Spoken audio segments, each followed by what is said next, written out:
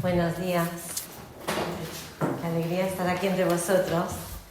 Ya Jesús resucitó, ya tuvimos la victoria. El domingo pasado pudimos celebrarlo. Y la realidad es que después de una semana donde tú ves que la gente se entrega a la calle no quiero ofender a nadie, pero a entregarse de una forma que Dios realmente no está pidiendo de nosotros y querer realmente ganarse ese favor de Dios cuando Dios ya entregó ese favor a través de su Hijo Jesucristo, pues eso duele en el corazón y te constriñe y dices: Señor, ¿cómo es posible que tu palabra estando aquí no vaya ahí a las calles y corra y puedan entender que hay una victoria, que hay un triunfo sobre esa cruz y que el pecado ya no puede detenerlos y que no necesitamos estar haciendo nada sobre nuestra vida, sobre nuestro cuerpo, para que tú realmente derrames esa gracia sobre nosotros? Y hoy el título que traía era estar seguros en Él. Y el hecho de estar seguros en Él, pues no siempre nos sentimos tan seguros. Hay momentos por los que atravesamos donde nuestra seguridad empieza a tambalearse y buscamos otro tipo de seguridad que posiblemente sea más físico o podamos de alguna forma palparlo. Y me acordaba mucho, he recordado mucho el tema de la Dana. La Dana en Valencia es verdad que dio mucho que hablar, pero cuando tú te pones en su lugar y dices: si esto ocurriera en mi ciudad y viera cómo mi casa, que he construido durante años, que he pagado que todavía estoy pagando una hipoteca, bueno, todavía es del banco, todavía se la pueden llevar, pero cuando sea mía no. Y eso ofrece como una seguridad y un refugio a nuestra vida. Y es un de pronto que llega, porque eso fue minutos, y todo desaparece. Y vidas familiares se van. Y son segundos, son minutos que la vida hace un giro y cambia completamente. Y ahí es donde tú te preguntas: Señor, ¿y yo estoy segura en ti? Porque a pesar de que todo mi mundo se tambalea y toda mi seguridad que yo siento se mueve, de verdad mi seguridad está puesta en Dios. Cuando llega una enfermedad, por ejemplo, cuando supimos lo de Irene, el mundo se nos cambia, todo gira, todo desaparece, todos tus sueños, todas tus metas, todo lo que tú querías hacer, tu día a día se trunca y da un giro de 180 grados o de 360. Y dices: ¿y dónde está puesta mi seguridad? ¿De verdad Él es mi seguro? Son preguntas que muchas veces nos da miedo hacernos, porque como nos consideramos cristianos, sabemos la teoría, y la teoría es que Dios es nuestra seguridad. Pero a la hora de la práctica, de verdad de vivirlo y reflejarlo, ahí es donde se ve si la teoría pasa por el filtro de nuestra vida. Y no es fácil, hay situaciones en que no es fácil. El mundo ofrece seguridad, nuestros gobiernos ofrecen seguridad, los bancos nos dan seguridad, los seguros de vida nos dan una super seguridad, y todos se encargan de que nosotros podamos vivir seguros por el hecho de que rechazamos a Dios. Dios no existe en nuestro mundo, pero nosotros establecemos la seguridad. Y estaba recordando que todo empieza porque la Biblia, todo es un pack. Este libro no son libros separados, sino todo es un pack y todo está relacionado. Y cuando tú te vas al Edén, al principio del todo, es lo que allí pasa. Nos suplanta nuestra identidad. Nosotros fuimos creados para ser dependientes de Dios. Y llega la serpiente y le dice a Eva: ¿con qué Dios te ha dicho, no, señora? O sea, ¿qué Dios te ha dicho? Y no. ¿Y qué mentira realmente le mete a Eva? Sé independiente. Tú puedes ser como Dios. Tú puedes pensar como Él. Tú puedes resolver tus conflictos como Él lo hace. Tú puedes hacer lo que Él hace. Y hoy en día, cuando hablas con mucha gente y empiezas con los temas de las filosofías orientales, que hoy están muy de moda y en las redes sociales se está moviendo mucho, estás viendo cómo se hacen dioses a sí mismos. Yo soy mi propio Dios. Y es lo que estamos haciendo, esa dependencia que realmente necesitamos, porque hemos sido creados de esa forma de Dios, nosotros a través del pecado la rompemos. y decimos, yo soy independiente. Yo no necesito ese Dios creado por vuestra mente, por los cristianos, por lo que quieran decirnos. Pero la realidad es que nuestro ser necesita la dependencia. Y las canciones que hemos cantado, algunas no conocía, pero muy bonitas, y en la primera decía al final, incomparables promesas me das. Incomparables. El mundo puede hacernos muchas promesas, pero las promesas que aquí se establecen son incomparables. No hay nada como eso. No puede llenar nada más nuestra vida que las promesas de Dios. Y dice otra que hemos contado, no me soltarás, Dios. No me soltarás. Pero ¿cuántas veces nos soltamos nosotros de Él? Y cuando nosotros nos soltamos empezamos a hacer preguntas y decimos, Señor, ¿dónde estás? No te veo. ¿Por qué no me hablas? ¿Por qué me pasa? ¿Por qué sucede? ¿Por qué viene? ¿Por qué tengo que pasar por aquí? Porque vamos a leer en Santiago que la vida está llena de pruebas y la prueba tiene una razón de ser para nuestra vida, porque si no fuera por las pruebas que atravesamos, nosotros no maduraríamos en nuestra dependencia y en nuestra relación con el Señor. Y si vamos a Santiago 1, Santiago es una de las epístolas que para mí se me hace muy práctica, la puedes llevar a la vida diaria. Y si la leemos entera, que no la vamos a leer, pues ves cómo Santiago, hermano de Jesús, era totalmente práctico, o sea, no era alguien teórico que te estaba dando una clase magistral, sino era alguien que quería que la vida reflejara lo que Dios había hecho en cada uno de nosotros. Y dice el versículo 2, hermanos míos, tened por sumo gozo cuando os halléis en diversas pruebas. ¿Qué contradictorio es esto? Hallaos en sumo, no, que estéis gozosos, que estéis... No, en sumo gozo, en la máxima expresión. Dice, cuando os halléis en diversas pruebas. Y no habla de qué tipo de pruebas, pero pueden ser todo tipo de pruebas. Económicas, familiares, de muchos tipos, relacionales, todas las pruebas que podamos atravesar. Y dice que estemos en sumo gozo.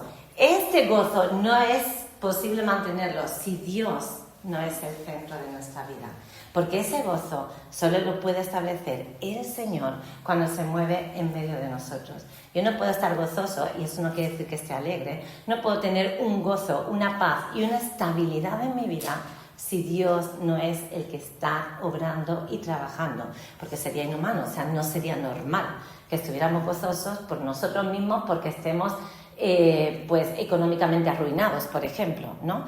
Pero tú puedes ver que Dios trabaja a través de esos tiempos para levantarnos y llevarnos mucho más allá de lo que nosotros podamos pensar o querer. La seguridad, mi seguridad, ¿dónde está establecida? Y lo busqué en la definición antes de seguir con Santiago. Y la definición era caracterizado por ausencia de miedo, ansiedad o amenazas, que en medio de una prueba grande estos tres factores aparecen siempre, sí o sí.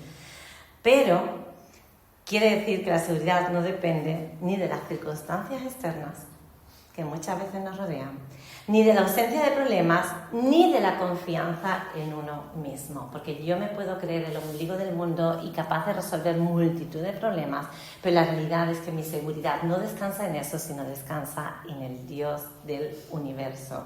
Dios es mi refugio inquebrantable. Y cuando nos vamos a los Salmos, antes de empezar por Santiago, 27:8 dice, estos confían en carros y aquellos en caballo, mas nosotros del nombre de Jehová nuestro Dios tendremos memoria. Ellos flaquean y caen, mas nosotros nos levantamos y estamos de pie. Mas nosotros nos levantamos y estamos de pie. Las pruebas vienen para hundirnos, para meternos en un fango y no poder salir de ahí. Pero dice este salmo que nosotros nos levantamos y estamos de pie porque tenemos un propósito, un Dios que realmente nos levanta. Y hay otro salmo que no lo tengo aquí apuntado, que es el 59, que quería leeros rápidamente. Salmo 59, 16 y 17. Tenía aquí. Y dice así: pero yo cantaré de tu poder y alabaré de mañana tu misericordia, porque has sido mi amparo y refugio en el día de mi angustia. Fortaleza mía, a ti cantaré, porque eres, oh Dios, mi refugio, el Dios de mi misericordia. Ese es nuestro Dios, ese es nuestro lugar seguro, ese es el lugar donde tenemos que ir cuando nos encontremos en situaciones tan difíciles y complicadas que muchas veces ni nosotros mismos tenemos la respuesta, porque tenemos una dependencia real de nuestro Dios. Y vamos al capítulo 2, como habíamos dicho, y es por sumo gozo. Hay un momento en la prueba donde podemos entrar en la amargura, y cuando esta amargura empieza a crecer en nuestra vida, empieza la decepción de que Dios no está ahí, de que no vemos su mano, de que no, y de ahí pasamos rápidamente a la depresión. Y de la depresión pasamos a la pérdida de perspectiva. Y es cierto que hay una depresión clínica, que hay otros factores que influyen, pero la depresión de la que hablamos normalmente es cuando ya apareces tan deprimido que no puedes ver realmente la mano de Dios obrando en medio de tu situación. Dice en Colosenses: poned la mira en las cosas de arriba y no en las de la tierra. Poned la mira en las cosas de arriba y no en las de la tierra. Y perdemos nuestra perspectiva cuando empezamos a enfocarnos en el problema. Y el problema que tenemos, que quizás sea grande o pequeño, lo agrandamos mucho más y lo hacemos tan grande que ya no somos capaces de mirar hacia arriba. La montaña ha crecido tanto que tapa el sol. Y Dios sigue estando detrás de la montaña, sigue estando y obrando a nuestro favor. Creo que en este momento la oración es nuestra arma más poderosa. El estar siempre conectados con el Señor, recibiendo de Él y dándole a Él. El otro día hablaba con una hija mía, la segunda, y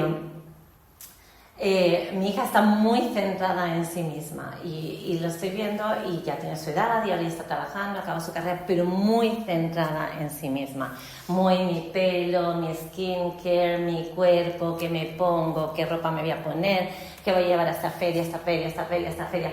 Y como yo nunca he sido así, no sé, para mí siempre Dios ha sido en primer lugar. Al convertirme a los 13 años quizás no pasé por los 20 y tantos como ella pasó en las mismas circunstancias. Y yo le dije: Eli, ¿por qué no piensas un poco, dejas de centrarte tanto en ti y empiezas a dar? Porque cuando damos nos desprendemos de nosotros y empezamos a ser otra persona muy diferente. El egoísmo que realmente esta sociedad está moviendo a nuestro alrededor, de preocúpate por ti, mírate a ti, sé tú mismo, no busques en otro lado, sino tú, y todo es tú. Empieza a dar, porque Jesús nos dio y nosotros damos. Y ese es el triángulo que tenemos que estar haciendo. Dios nos da, nosotros damos y vuelve hacia arriba y volvemos otra vez a empezar. Pero nos olvidamos de que necesitamos dar para despojarnos como Jesús lo hizo en la cruz. El versículo 3 dice: sabiendo que la prueba de vuestra fe produce paciencia. Y hay otras versiones de la Biblia que dice constancia. Es real que a través de la prueba nosotros, esa paciencia nos va a desarrollar como persona. Cuando los niños tienen automáticamente todo lo que piden y lo que reciben, estamos haciendo niños que se sienten el centro del universo y con derecho a todo, que es la sociedad que quizás en general nos viene hacia arriba. Niños que han recibido todo de inmediato. Y Dios no trabaja así. Dios trabaja ejercitando la paciencia. ¿Para qué? Para que sigamos dependiendo de Él. Porque si mi paciencia no se ejercita, y yo no tengo mucha, yo no soy ejemplo de paciencia, pero cuando nuestra paciencia se ejercita, Dios desarrolla una madurez en medio de nuestra vida. Y pasamos por desiertos que muchas veces no quisiéramos pasar, o que no los hemos visto venir, o que nos cogen de imprevisto, o que es un desierto que yo no lo tenía calculado. Y aparece y Dios empieza a trabajar contigo y a limarte y a quitarte asperezas y a quitar todo aquello que impida que yo dependa del Señor. La paciencia hay que desarrollarla. Santiago nos está animando a desarrollar esta paciencia, esta constancia en los caminos del Señor.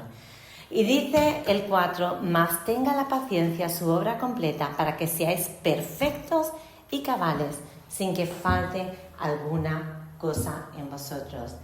Que se desarrolle plenamente en vosotros esta constancia, para que seáis maduros y cabales a la hora de tomar decisiones.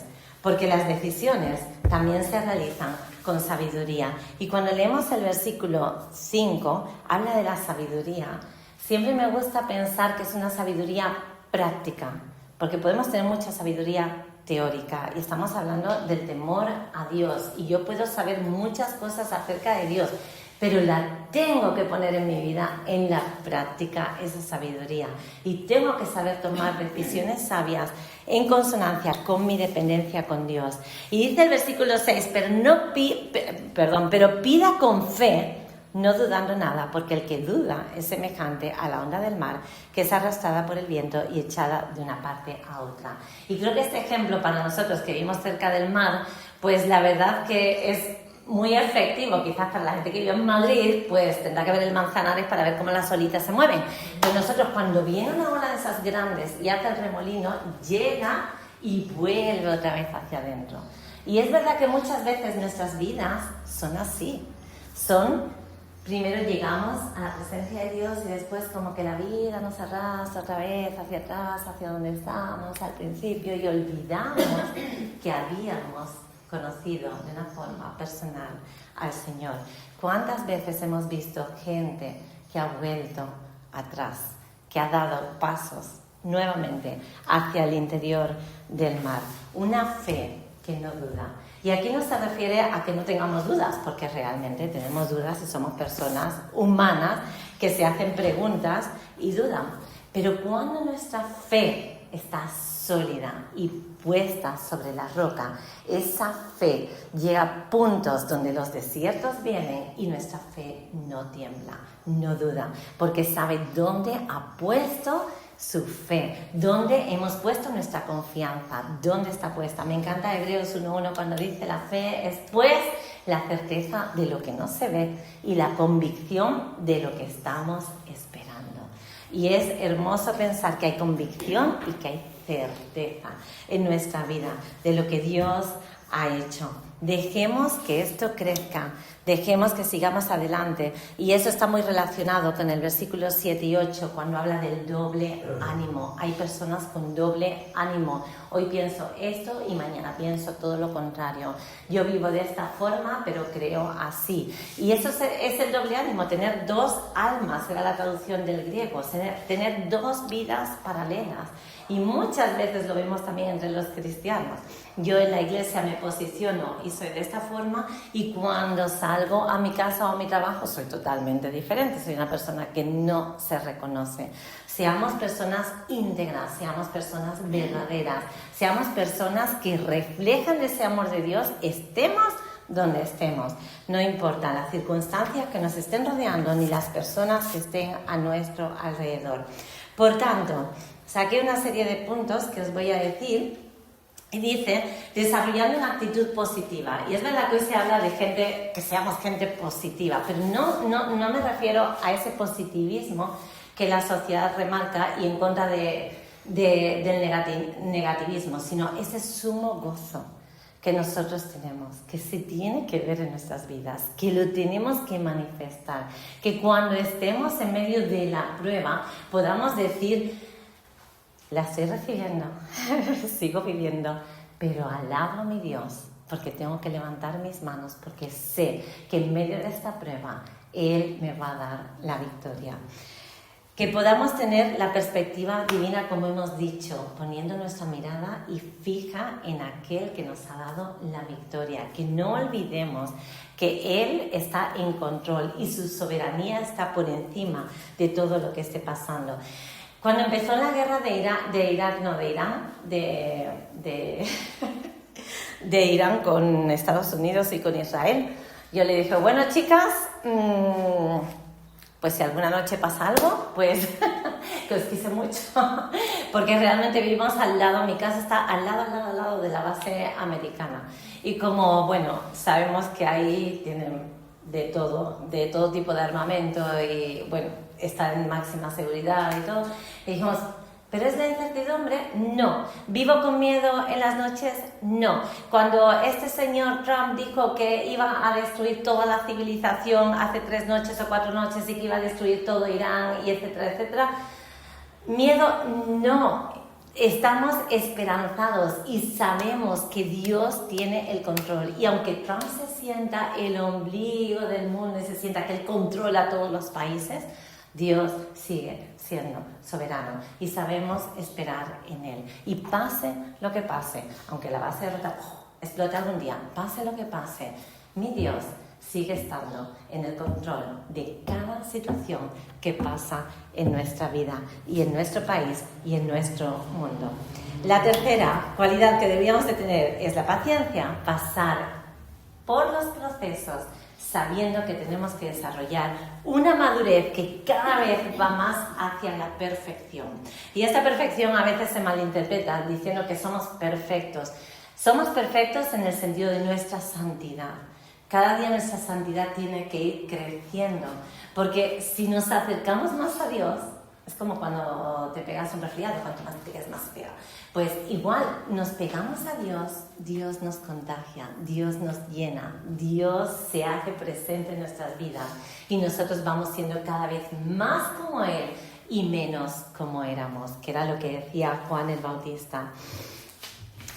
Job también es muy asombroso en este sentido, porque dice, el Señor dio, el Señor quitó, y al final dice, sea el nombre de Dios bendito. Y le quitó, no cualquier cosa, le quitó todos sus hijos, todas sus pertenencias, todo lo que tenía, todo su ganado. Y sin embargo, él seguía declarando, sea el nombre de Dios bendito. Y su mujer no la ayudaba, pobre mujer, su mujer no la ayudaba, su mujer era otro punto que tenía ahí. Pero el nombre de Dios sea bendito, aun a pesar de lo que está pasando a mi alrededor. Otro punto sería el discernimiento, saber lo que está ocurriendo, saber cuándo Dios está trabajando con mi vida, en mi vida, a través de las circunstancias que estoy viviendo. Tener una confianza fuerte, firme en mi Dios. Contentamiento ante la situación. Y contentamiento, volvemos a decir, no es estar alegres, sino es simplemente sentir esa paz y esa tranquilidad que solamente Dios puede traer a nuestra vida en medio de situaciones tan difíciles y tan complicadas que podemos llegar a vivir. Y esto no significa que nos conformemos o que seamos pasivos en nuestra vida. Significa que sepamos estar en paz sabiendo que Dios sigue en control. Y por último sería la recompensa, tener esa mirada en que hay una eternidad. Esta vida es finita. Y aunque muchas veces este mundo nos dice o nos hace ver o creer que vamos a ser eternos, y ahora mismo estamos con la eterna juventud, que las personas no quieren envejecer, no quieren tener arrugas, no quieren nada. Queremos vivir eternamente. Es una eternidad falsa. La eternidad la tenemos junto a Él. La eternidad será cuando resucitemos junto a Él y vayamos a su presencia. Esa es nuestra perspectiva. Lo que pasa aquí, todo es limitado, todo está en su límite.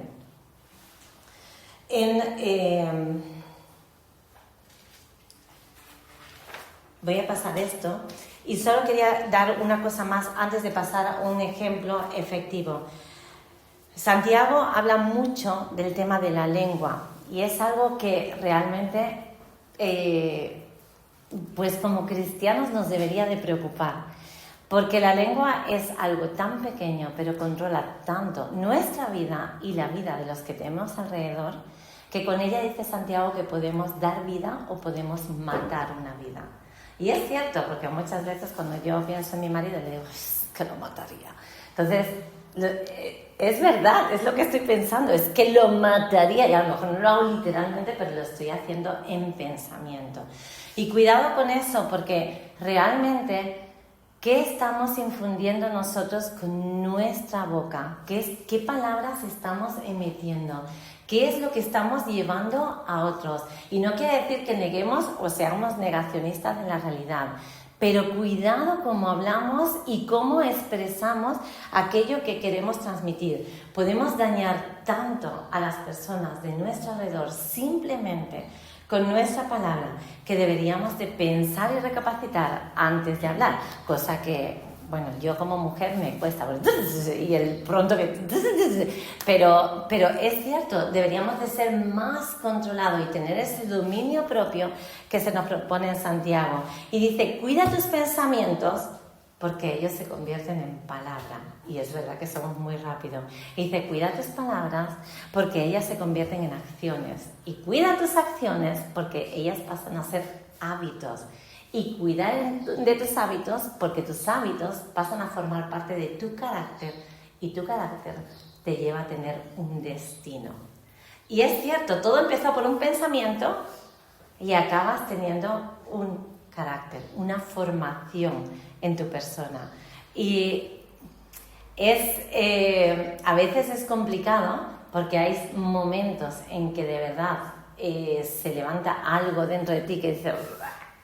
y sueltas por esa boca cosas que después te arrepientes, pero es que tú ya las soltaste. Y quien la recibe, tú no sabes el momento y la situación en que está esa persona y cómo lo va a recibir. Y aunque tú pidas perdón, la palabra ya ha caído sobre la otra persona y ya le has dicho y ya quizás lo has insultado y ya lo has mandado lejos y etcétera, etcétera. Eso se mantiene. Y hay una persona en la Biblia que quería compartir como ejemplo de todo esto de lo que hemos hablado, que no es la persona de la que se habla a menudo, y es Mardoqueo. Se habla más de Esther que de Mardoqueo porque fue la reina coronada, pero para que Esther fuera coronada había un Mardoqueo en su vida. Y me parece muy interesante porque Mardoqueo no dejó que la sociedad en la que vivía determinara su actitud, sino que él sabía muy bien quién era. Y aunque este libro ha sido muy cuestionado por el hecho de que el nombre de Dios no es mencionado en ningún momento, la soberanía de Dios está actuando en todo tiempo. Y Mardoqueo, a pesar de ser un judío exiliado en medio de un imperio persa gigantesco que no obedecía a Dios, él seguía estableciendo sus principios. Y me encanta Mardoqueo porque cuando Esther pierde a sus dos padres, un hombre en aquella época, nos estamos remontando muchos años atrás, se hace cargo de una niña. Imaginaros, o sea, un hombre con lo rudo que eran en aquella época, y este hombre, siendo su primo, se hace cargo de una niña para levantarla, para impulsarla, para que llegara a ser reina. Y evidentemente llegó a ser reina, pero él la preparó, pero la instruyó de tal forma dentro de sus enseñanzas y valores de amor a Dios, que a lo largo de toda la historia esto se ve reflejado. Cuán importante y cuán, no importante, sino cuán, no sé cómo decirlo, el centro fue Mardoqueo en la vida de Esther, que le dio tal formación para que esta mujer o esta chica, porque era jovencita, llegara a ser la reina de un imperio persa de 127 provincias, de todo el mundo conocido, donde ella imperaba como reina. Me parece fascinante el hecho de Mardoqueo. Y si vamos a capítulo 3, que es cuando Mardoqueo aparece, que estaba un poquito antes aparece en la puerta de palacio, que era donde se movían y se gestionaban todas las situaciones. Había dos personas que confabularon contra el rey. Y, confabularon no, querían matarlo. Mardoqueo escuchó esta conversación y le dijo a Esther. Y Esther se lo comunicó al rey, pero Esther no le dijo, he oído, sino Mardoqueo me ha dicho. Y me encanta también esa parte porque Esther honra nuevamente a Mardoqueo. a su primo, a la persona que lo había cuidado, y le da su posición. Y dice que investigaron el hecho y estas dos personas fueron colgadas. Mardoqueo salvó la vida del rey. En el imperio persa lo normal era que hubiese una recompensa por haber salvado la vida del rey. Pero Mardoqueo no recibió la recompensa.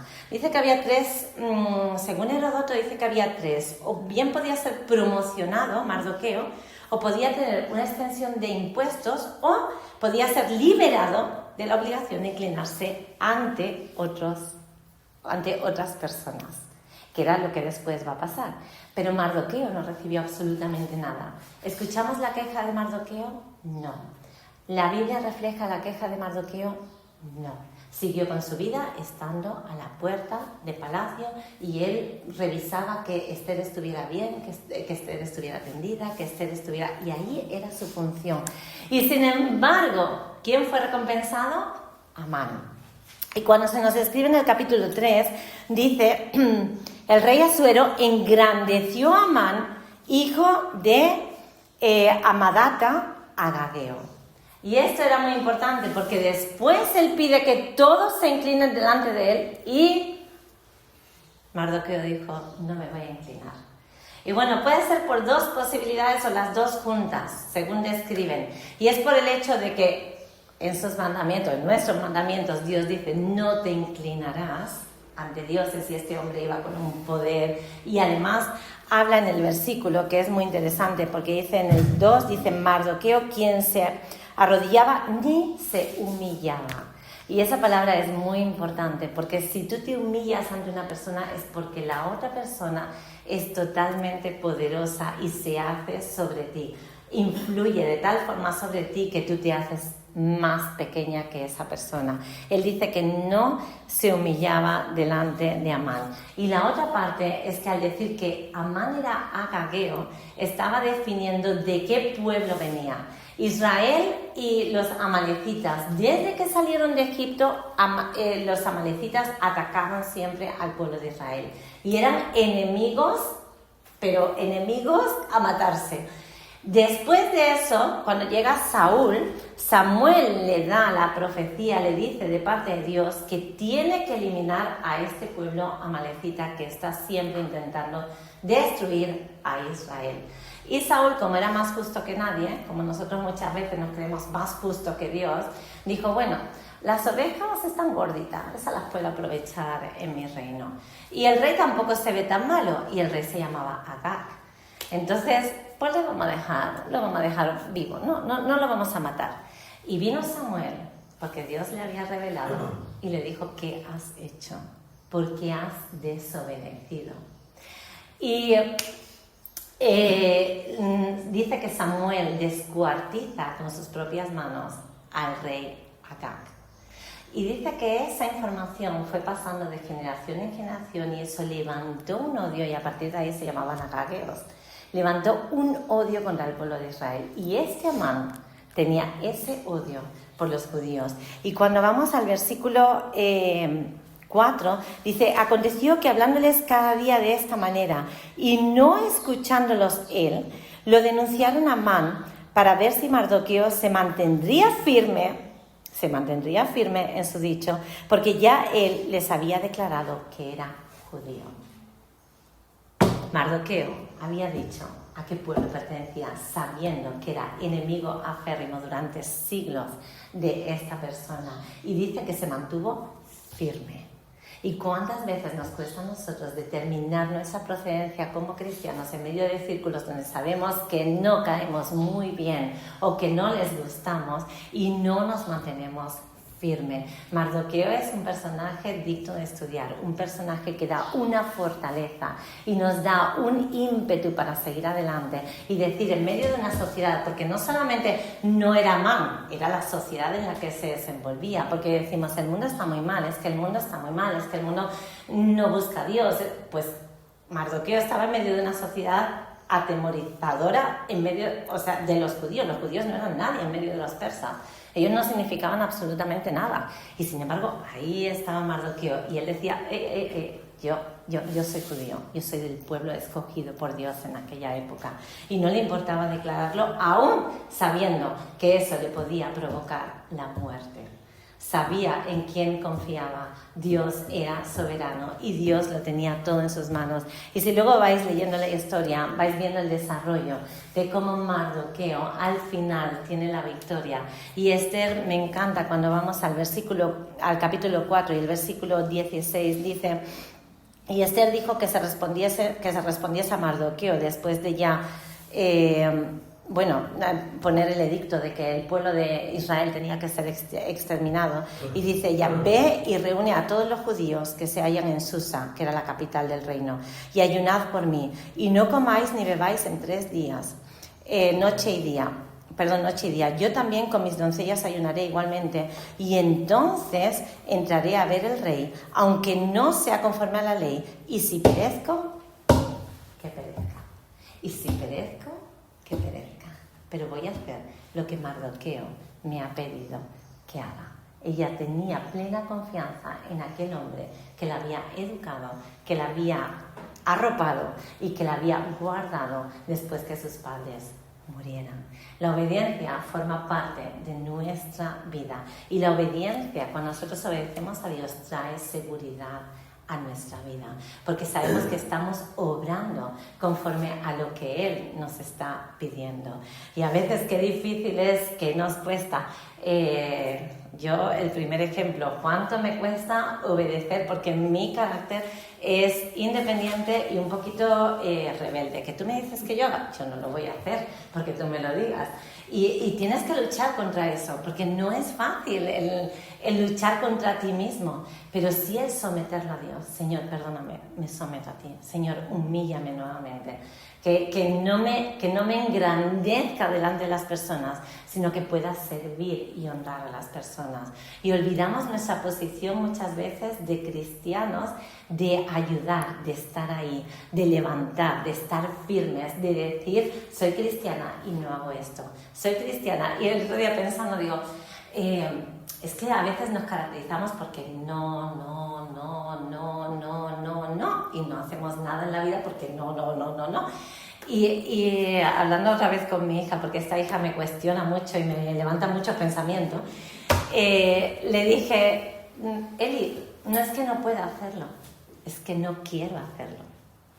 Y es muy diferente. O sea, yo puedo, porque dice la Biblia que todo me es lícito, pero no todo conviene. Entonces yo puedo hacer muchas cosas y puedo cometer muchos pecados, pero es que no quiero, porque yo quiero honrar a mi Dios. Yo quiero ser imagen de mi Dios. Yo quiero reflejar a mi Dios. Yo quiero que el mundo pueda ver que hay un Salvador y un Señor que ha llegado, que acabamos de celebrar su resurrección y su victoria para declararle al mundo lo que ha hecho por cada uno de nosotros. Si lo hizo por mí, que no lo merecía, lo ha hecho por todos los demás.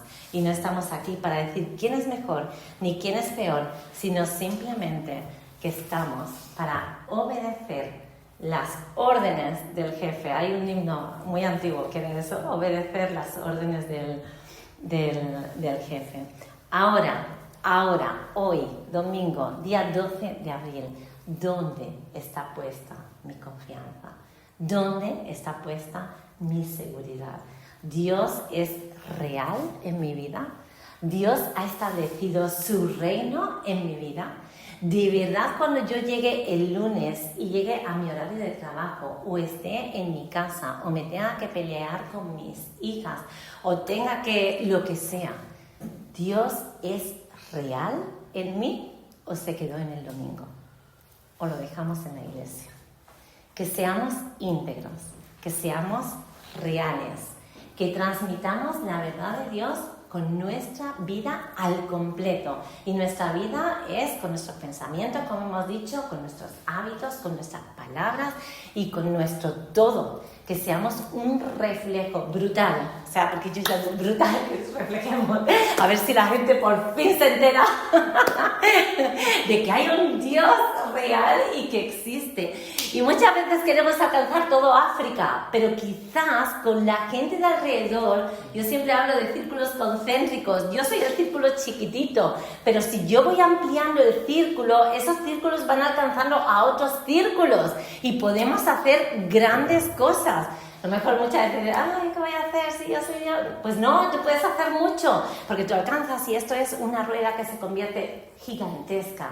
Sigamos hablando, sigamos compartiendo, no nos desanimemos. La gente quizás no acepta al Señor, pues sigamos insistiendo y sigamos haciéndolo, porque hay una cruz que marcó nuestra vida, una cruz en el Calvario que trajo luz para cada uno de nosotros, que nos infunde aliento y que nos mantiene firmes como estuvo Mardoqueo.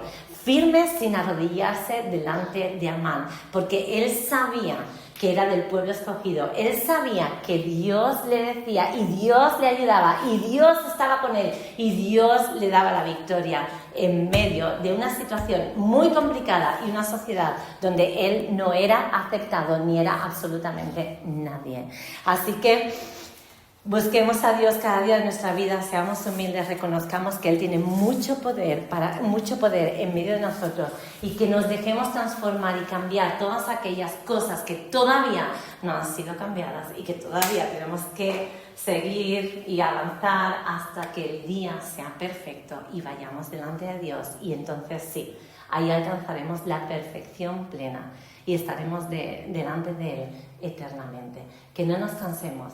La vida cristiana a veces damos un poco de tumbos y es verdad que hay momentos en que el tumbo nos lleva más para dentro del mar que para afuera, pero la realidad es que seamos constantes, que tengamos paciencia, que sepamos esperar en nuestro Dios, que sepamos que Él tiene el control y que Él tiene la última palabra y que pase lo que pase, sigamos honrando a Dios, porque hay pruebas que duran toda la vida hasta el final.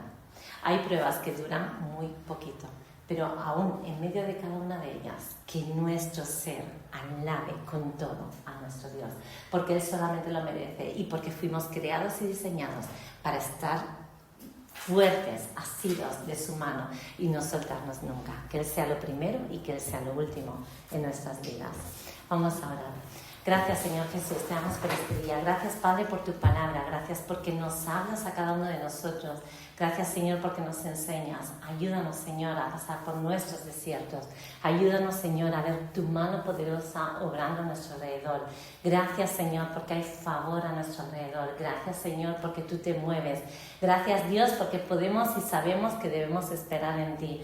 Ayúdanos a ser como Mardoqueo, a mantenernos firmes y a reflejar siempre nuestra identidad que eres tú. Señor, que tú llenes nuestra vida, que tu presencia se note, Señor, allá donde estemos y que la gente pueda ver y preguntar qué es lo que tenemos. Gracias, Señor, porque abres y cierras puertas, porque así tú lo ves mejor. Gracias, Señor, porque abres caminos y cierras caminos, Señor, para que podamos caminar perfectamente delante de ti. Señor, ayúdanos a ser cristianos contagiosos, que podamos contagiar a otros el contentamiento, el sumo gozo que tú nos das, Señor, en medio de situaciones tan difíciles y tan complicadas que a veces nos toca vivir. Gracias, Señor, por esta iglesia. Bendícelos, Señor, llénalos de ti, Señor, y que cada día puedan ser agregados, como decía en Hechos, Señor, aquellos que son convertidos por tu cruz, Señor, por tu muerte en la cruz y por tu resurrección. En el nombre de Jesús. Amén. Amén.